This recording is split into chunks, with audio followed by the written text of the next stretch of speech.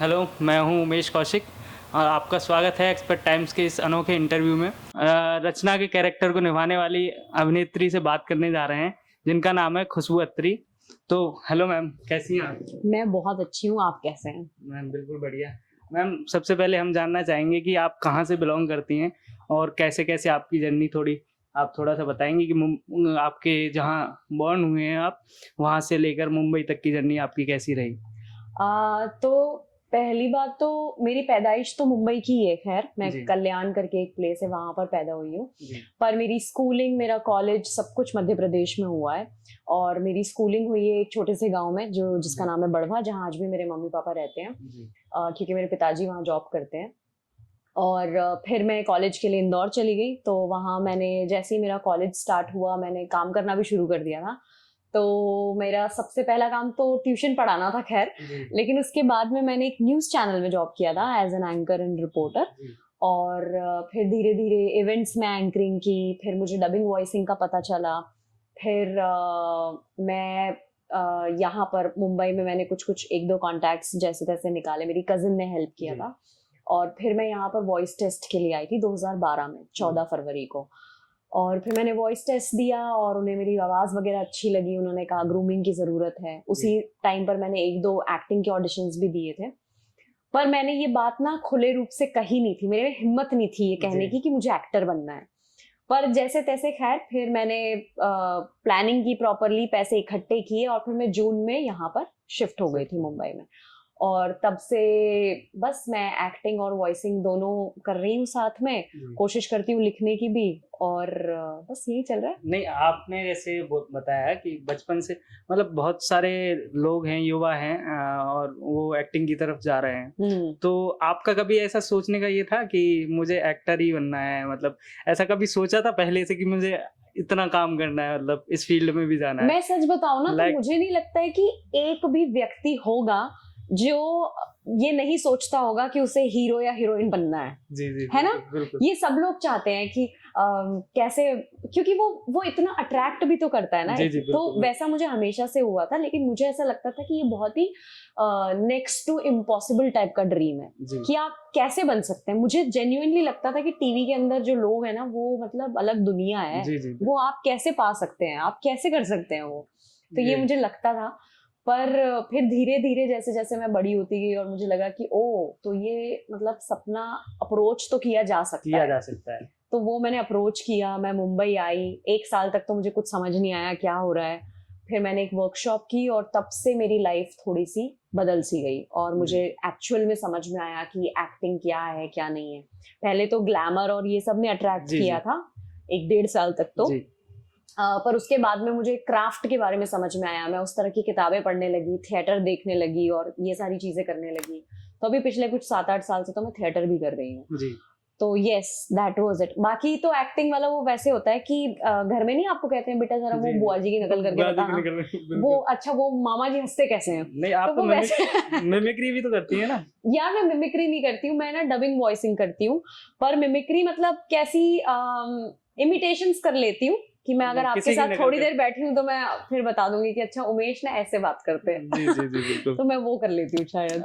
और आपने जैसे अभी पंकज त्रिपाठी जी के साथ में काम किया है, तो आपका कैसा रहा उनके साथ जो सफ़र है, मैं कैसे लगा? मैं बहुत खुश हूँ कि मेरा जो सबसे बड़ा काम और जो सबसे ज़्यादा लोग मुझे जिस चीज़ से जानते हैं, वो पंकज जी के साथ में था। जी, जी, क्योंकि वो इतने अनुभवी इंसान हैं, इतने ज़मीनी इंसान हैं। जी। तो मेरा मेरा मेरा एक्सपीरियंस उनके साथ बहुत अच्छा रहा, बहुत ही प्यारा रहा। जैसे कि आप कैरेक्टर में भी देखते हैं, रत्ना जी, और जी, माधव बिल्कुल, का बिल्कुल। ना एक अलग ही लव स्टोरी अलग चल ही रहा है। क्लाइमेक्स है, हाँ, वो जो एक लोगों को काफ़ी ज़्यादा पसंद भी आ रहा है। हाँ, आप मतलब जहाँ भी हम देखते हैं कि मीम्स बन रहे हैं बहुत ज़्यादा एकदम कि रत्ना जी के ऊपर, हाँ। तो काफ़ी मतलब ये है कि आपका जो ट्रेंड कर रहा है एक तरीके वो से, काफ़ी रिलेटेबल था। रिलेटेबल था। और उसका श्रेय ना राइटर्स और क्रिएटिव्स जो हैं जी, अपलॉज़ के, और राइटर जो अपूर्व असरानी जिन्होंने जी, रत्ना का कैरेक्टर क्रिएट किया है, एंड देन अपलॉज़ से भी जितने भी क्रिएटिव्स हैं, उन सबको जाता है इस बात का जी, श्रेय। जी, क्योंकि उन्होंने उसे लिखा इतना प्यारा था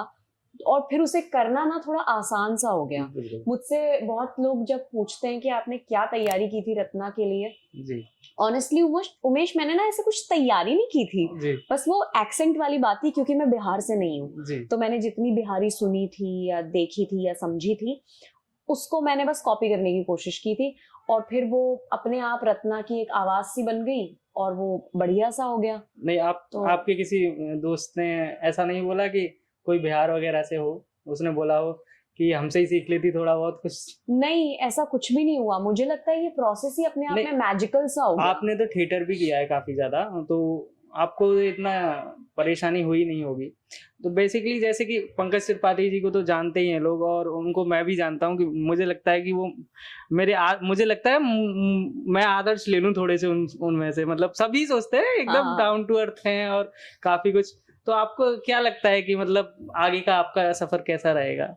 आगे का भी बहुत अच्छा ही रहेगा। मैं अच्छी हूँ यार, मेरा जी अच्छा रहेगा सफर भी।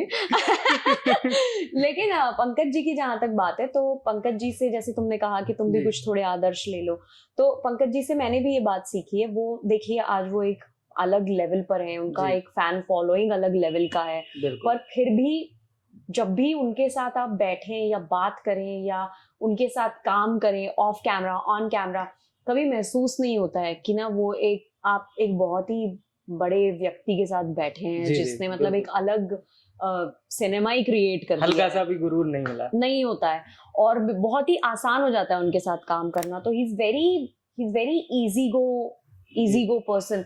तो मुझे ऐसा लगता है ये चीज मुझे उनसे हमेशा मतलब मुझे ये चीज उनसे सीखनी, और ये बरकरार रहे मुझ में भी, कि मैं भी मतलब ये मेंटेन कर पाऊं कि आप जहां से आते हैं आप अपनी जी रूट्स को ना भूलें। बिल्कुल बिल्कुल। तो और जैसा कि अभी एक पंकज त्रिपाठी जी ने इंटरव्यू में बोला था कि मैं सोशल मीडिया से काफी दूर रहता हूँ, तो मैं हाँ, वो जानना रहते चाहूंगा हैं। कि जब शूट वगैरह पे आप थी उनके साथ, तो वो सोशल मीडिया यूज ही नहीं करते क्या? नहीं करते हैं, वो ट्विटर देखते हैं थोड़ा बहुत, ये उन्होंने जी खुद भी कहा था।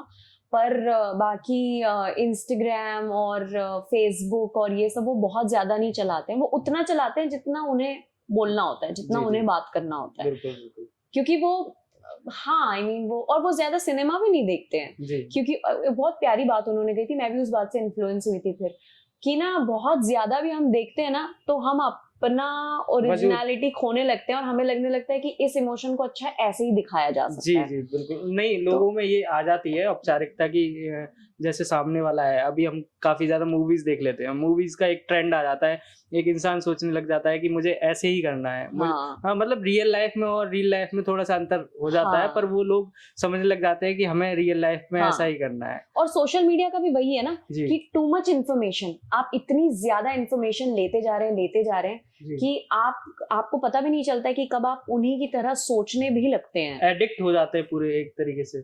वही होता है। जी, आप जैसे मुंबई आई थी, तो आप बोलते हैं ना कि काफ़ी टाइम लगता है आने में, तो आने में मतलब आपको काफ़ी ज़्यादा मुश्किलों का सामना करना पड़ा होगा कि रहने के लिए, एक्टिंग वगैरह के लिए। तो आपको मतलब मेनली जो दिक्कत हुई थी, जैसे युवा आना चाहें यहाँ पे एक्टिंग वगैरह के लिए, तो क्या लगता है उनको किस चीज़ पे ध्यान देना चाहिए सबसे पहले? जब मैंने आने का डिसाइड किया था ना, मुझे एक बहुत ही प्यारी सी एडवाइस मिली थी, जो जी, मैं सबको देना चाहती हूँ। मुझे ये एडवाइस दी थी एक और एक्टर और वॉइस आर्टिस्ट है, करण त्रिवेदी। जी, तो मैं उनसे डबिंग स्टूडियो पर ही मिली थी जहाँ मैं ऑडिशन देने गई जी, थी, और उन्होंने मुझे बहुत ही बढ़िया सजेशन दिया था। उन्होंने ये कहा था कि ठीक है, तुम्हें एक्टिंग करना है, तुम्हें वॉइसिंग करना है, तुम आ जाओ मुंबई, क्योंकि जी, यही गढ़ है, यहीं पर सब कुछ होता है ज्यादातर। बिल्कुल। तुम आ जाओ, करो, लेकिन कभी भी विदाउट प्लानिंग और सिर्फ यूं ही मुंह उठा के मत आ जाना। जी, जी, तुम कम से कम अपनी इतनी फाइनेंशियल सेविंग या स्टेबिलिटी लेकर आओ कि जब तुम यहाँ आ जाओ तो कम से कम 2-3 महीने अगर तुम्हें कोई नहीं भी काम मिले तो तुम्हारे रहने खाने की कोई दिक्कत ना हो। तो जो लोग भी आना चाहते हैं, ट्राई करना चाहते हैं, फर्स्ट ऑफ ऑल तो मैं कहूंगी कि अपने खुद के पैसे से आना, अपने माँ बाप को अपने सपनों का बोझ मत दो जी, जी, फाइनेंशियली।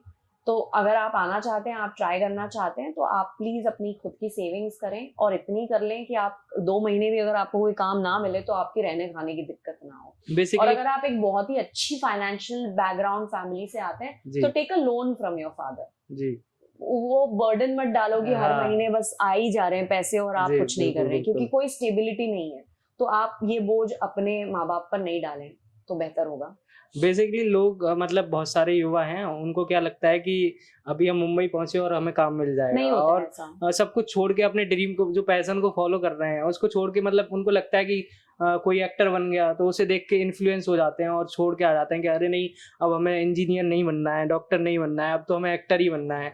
तो परिवार को छोड़ के आ जाते हैं, उनके खिलाफ हो के आ जाते हैं। तो आपका इसके ऊपर क्या कहना है, क्या मानना है देखिए, कि मुझे नहीं लगता सपना देखना बुरा है, या फिर ये बोलना कि नहीं मुझे ये चीज नहीं करनी है और मैं ये चीज करना चाहता हूँ। जी। इट्स रियली गुड कि आप ड्रीम को फॉलो कर रहे हैं? नहीं, आप ये एक्सेप्ट भी कर पा रहे हैं कि आप जिस चीज में आप वो नहीं करना चाहते हैं और आप कुछ और करना चाहते जी। हैं। That is fine, that is completely fine. लेकिन ये उम्मीद करना कि बाकी सारे लोग भी इस चीज को उसी वक्त समझ जाएंगे, ये गलत है। क्योंकि जो आप सपना देख रहे हैं वो आप देख रहे हैं, आपके अपने विचार हैं, आपके अपनी ओपिनियंस हैं, तो वो ठीक है। लेकिन मेक अ प्लान। अचानक से मुझे लगता है कि सब कुछ छोड़ एकदम देना। से कोई भी डिसीजन ले लेना सही नहीं होता है, क्योंकि स्पेशली इस फील्ड में कोई स्टेबिलिटी नहीं है, कोई रॉकेट्स वो नहीं है, एक फॉर्मूला नहीं है कि इस तरीके से करेंगे तो हो जाएगा। जी।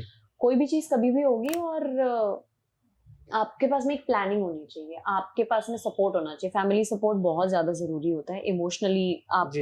आपको स्ट्रेंथ बनी रहती है, क्योंकि देयर आर टाइम्स जब आप हफ्ते में 5 बार जी, रिजेक्ट होते हैं। बिल्कुल। देयर आर टाइम्स जब आप एक दिन में ही 2-3 बार रिजेक्ट होते हैं, और जी। वो दिल रख पाना बहुत जरूरी होता है। तो जी। आप ही लोनली फील ना करें, उसके लिए जरूरी है कि आपकी फैमिली का सपोर्ट हो। अगर आपकी फैमिली अभी नहीं समझ पा रही है, कुछ सालों में समझेगी, कुछ महीनों में जी, समझेगी, बिल्कुल। लेकिन आपको वो पेशेंस रखना पड़ेगा, और आपको ये बात समझनी पड़ेगी कि आप उन्हें कैसे समझाएं इस जी। बात को। जी, जैसे कि काफ़ी लोगों को, आपने भी इतना स्ट्रगल किया है, काफ़ी वर्षों का स्ट्रगल है आपका।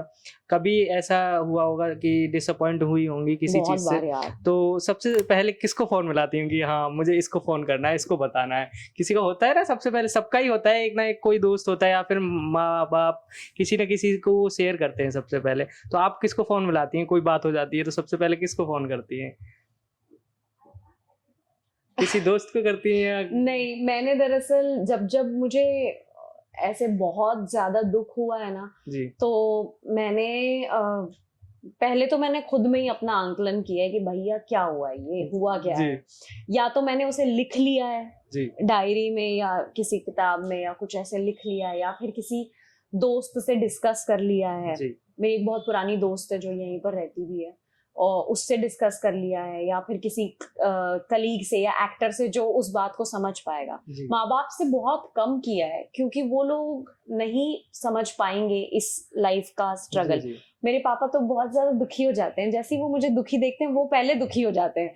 तो उन्हें उन्हें बस ये लगता है कि क्या कर दूं मैं इसके लिए, लेकिन जी। वो कुछ कर नहीं सकते हैं। तो अननेसेसरीली उन्हें दुखी क्यों करूं मैं। जी। तो मैं माँ बाप से तो कम ही शेयर करती हूँ। तो I would rather go to a friend, या फिर आई राइट इट डाउन, या फिर I let it sink in कि जी, ठीक है, जी। थोड़ा आराम से आगे बढ़ते हैं, इट्स ओके। जी, तो अभी ये होता अभी है। जैसे आपने पंकज जी के साथ में काम किया था, तो माता-पिता को जब बताया होगा तो उनका कैसा रिएक्शन था? उनको बताया होगा कि कुछ बोला?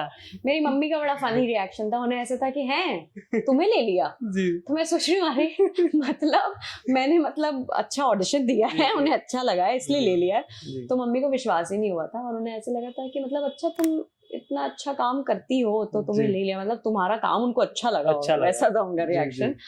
तो इट वाज नहीं, उनके लिए भी मतलब बिलीवेबल नहीं था ये, जी। और मेरे लिए भी नहीं था।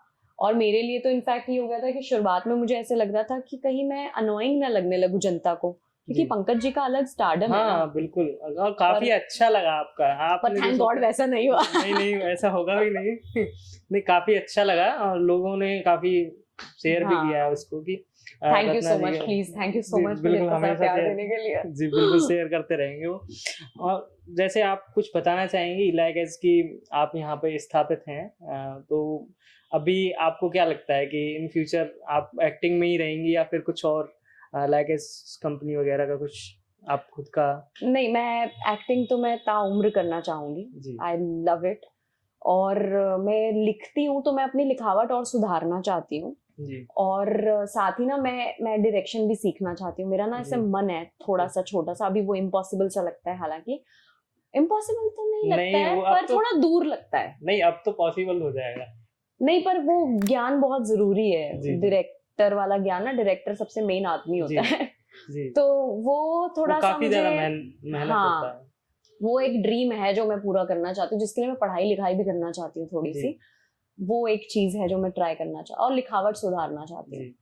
और साथ में आप पढ़ाई लिखाई की आपने बात की है, तो सबसे पहले जब आप ग्रेजुएशन वगैरह कर रही थी, तो सबसे पहले आपने ये सोचा था कि मुझे डॉक्टर इंजीनियर ऐसा कुछ सोचा था कि मैं ये कर रही हूँ, अब ये करना है बैचलर्स में मुझे? नहीं, मैं बिल्कुल नहीं बताना चाहती हूँ कि मैंने सबसे पहले क्या सोचा था, मैं क्या बनना चाहती हूँ। जी इट्स वेरी एम्बैरेसिंग।